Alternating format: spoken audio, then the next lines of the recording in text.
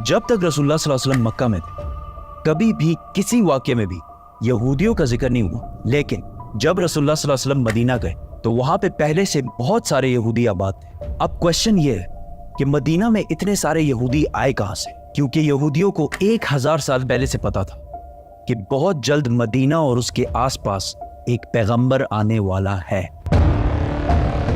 आज से तकरीबन 70 साल पहले 3 अरबी शेफर्ड्स फलस्तीन के पहाड़ों में अभी घूम फिर रहे थे कि अचानक उन्हें दूर से एक पहाड़ में एक गार, एक केव देखा। वो उस केव के अंदर गए और उन्होंने देखा कि उस केव में सिर्फ 2 जार्स पड़े हुए। उन्होंने ये जार्स खोल के देखे तो अंदर पुराने जमाने के कुछ पेपर्स और स्क्रोल्स पड़े हुए। उन्होंने सोचा पता नहीं कोई चीज होगी बस, तो उन्होंने बाजार जाकर थोड़े पैसों के बदले इनको बेच दिया। वहां से ये स्क्रोल्स किसी तरह अमेरिका के एक साइंटिस्ट के हाथ लगे, जिसको डायरेक्ट पता लग गया कि ये यहूदियों की आसमानी किताब तौरात है, लेकिन ये किसी अजीब से स्टाइल से लिखी हुई थी और आज के जमाने के सारे तौरात से मुख्तलिफ थी।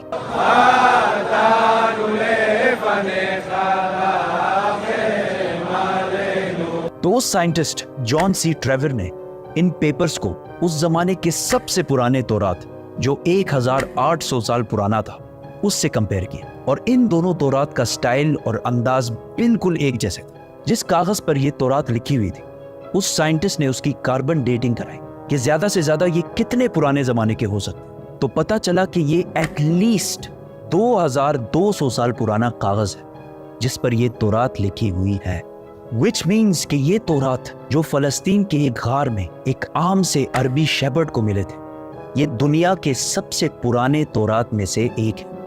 इवन हजरत ईसा अलैहिस्सलाम के आने से भी पुराने का तौरात है। Copies of the Bible that are 1000 years older than any previously known copy of the Bible?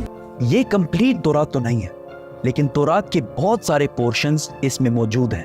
In scrolls के स्टार्टिंग में यहूदियों के एक पैगंबर आइज़ाया का जिक्र है, जिनको क्रिश्चियंस और मुसलमान दोनों एक सच्चा प्रॉफिट मानते हैं। और इस पैगंबर आइज़ाया ने फ्यूचर के कुछ प्रोफेसीज लिखी है कि आने वाले वक्तों में दुनिया में क्या क्या होने वाला है। पहली प्रोफेसी ये थी कि बख्त-ए-नसर बेबीलोन का बहुत ताकतवर बादशाह, जिसने हजारों साल पहले यहूदियों की बिल्कुल हिटलर की तरह तबाही फेर दी थी। इस तौरात की पहली प्रोफेसी ये है कि अभी तो बख्त-ए-नसर हमारे ऊपर बहुत जुल्म कर रहा है, लेकिन बहुत जल्द एक शख्स इसकी हुकूमत को तबाह और बर्बाद कर दे और यहूदियों को उनके इलाके में वापस आबाद करेगा। ये प्रोफेसी इस तौरात से भी 300 साल पहले पूरी हो चुकी थी, साइरस द ग्रेट की शक्ल में, जो ईरान का एक बहुत ताकतवर बादशाह था, जिसको आज बहुत सारे मॉडर्न इस्लामिक स्कॉलर्स जुल्करनैन भी समझते हैं। Actually, he was Cyrus. He was the king of Persia. ये भी एक बहुत इंटरेस्टिंग स्टोरी है, तो सब्सक्राइब। इस तौरात की दूसरी प्रोफेसी की वजह से यहूदी मदीना में आबाद थे। इस दुनिया के सबसे पुराने तौरात प्रोफेसी कुछ ऐसे है, देखो मेरा गुलाम जिसे मैं कायम रखता हूं, मैं अपनी रूह को इसमें डालूंगा और वो दुनिया में इंसाफ कायम करेगा, और जब तक वो जमीन पे इंसाफ कायम ना कर ले वो पीछे नहीं हटेगा और ना उसे कोई कुचल सकेगा, और मैं बुतों को अपनी तारीफ छीनने नहीं दूंगा। और जिन आबादियों में कैदार के लोग रहते हैं खुश हो जाएं। कैदार कैदार इसको याद रखें। सेला के लोग पहाड़ के ऊपर चढ़कर चीख चीख कर खुशी के नारे लगाएं। Let them give glory to their Lord. Now, let's break this down. सबसे पहले कहा गया है कि कैदार के लोग खुशियां मनाएं। तो अब ये कैदार कौन है और कहां है? कैदार इब्राहिम अलैहिस्सलाम के बेटे इस्माइल अलैहिस्सलाम के दूसरे बेटे का नाम, और इस कैदार के बच्चों ने अरब में एक बहुत बड़ी सल्तनत कायम की, और रसूलुल्लाह सल्लल्लाहु अलैहि वसल्लम भी इस्माइल अलैहिस्सलाम के इस बेटे कैदार की नस्ल में से। दूसरा जिक्र है बुतों का। उस जमाने में सबसे ज्यादा बुतों की इबादत अरब में की जाती थी। अब इससे ये तो क्लियर है कि पैगंबर अरब में आएगा। प्रॉफिट आइज़ाया ने तौरात में दूसरी प्रोफेसी ये की थी कि सेला के लोग पहाड़ पर चढ़कर जोर जोर से खुशी के नारे लगाएं। ये सेला लफ्ज SELA आज भी तौरात में इसी तरह लिखा जाता है। अब ये सेला अरब में किधर है?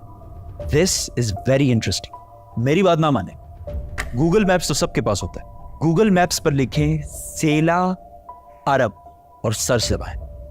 آپ سیدھا اس پہاڑ کی لوکیشن پر پہنچیں گے. یہ پہاڑ آج بھی مدینہ میں ہے, اور صرف مدینہ میں ہی نہیں بلکہ مسجد نبوی کا سب سے نزدیک پہاڑ یہی سیلا پہاڑ ہے. مسجد نبوی سے یہ پہاڑ صرف 500 میٹر دور ہے, کلومیٹر بھی نہیں, میٹر. تو تورات میں سیلا کے لوگوں کو کہا گیا ہے کہ پہاڑ پر چڑھو اور خوشی کے نعرے لگاؤ, کیونکہ تمہارے پاس ایک ایسا شخص آنے والا ہے جو پوری دنیا میں انصاف قائم کرے گا.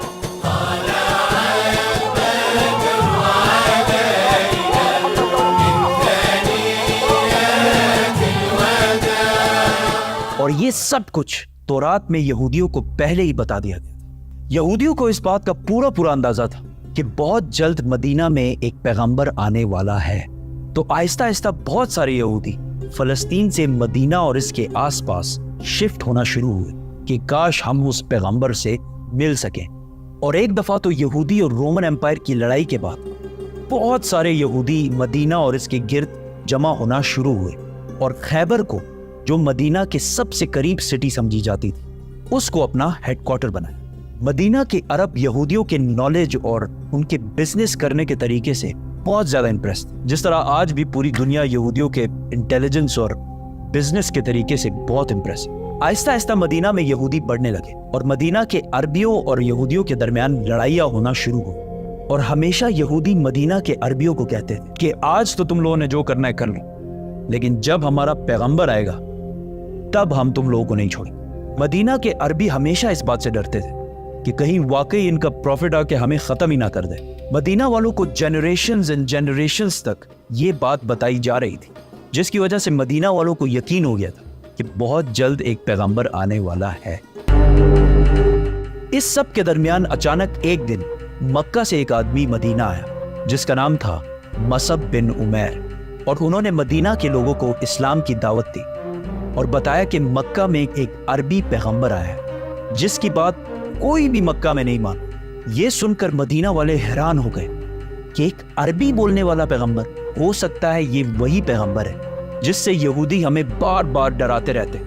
تو مدینہ والوں نے ڈائریکٹ دنیا میں سب سے پہلے اسلام قبول کر لیا.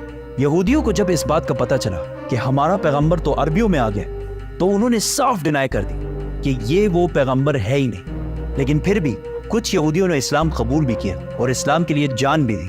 اور تورات میں محمد صلی اللہ علیہ وسلم کے بارے میں جو پہلے سے کہا گیا تھا, یہ بھی یہودی جو مسلمان ہو گئے تھے یہ بھی انہی یہودیوں نے ڈسکور کیا تھا. اسی لیے حضرت سلمان فارسی کو بھی ایک کرسچن پریسٹ نے مدینہ ہی بھیجا تھا کہ وہاں ایک پیغمبر آنے والا ہے. یہودیوں نے اس سب کو ڈینائی کر دیا کہ یہ وہ پیغمبر ہے ہی نہیں, اور صرف ان کو پیغمبر ماننے سے انکار نہیں کیا بلکہ رسول اللہ صلی اللہ علیہ وسلم کے خلاف ہر طرح کی سازش بھی کی. لیکن یہودیوں کی طاقت خیبر کی جنگ کے بعد پورے عرب میں ہمیشہ کے لیے ختم کر دی, اور وہ سارا مال جو یہودیوں نے ہنڈریڈز آف ایئرز میں جمع کیا تھا سارا مسلمانوں کو مل گیا. اور مکہ والوں کو بھی پتہ چل گیا کہ خیبر کے بعد اگلی باری مکہ والوں کی ہے.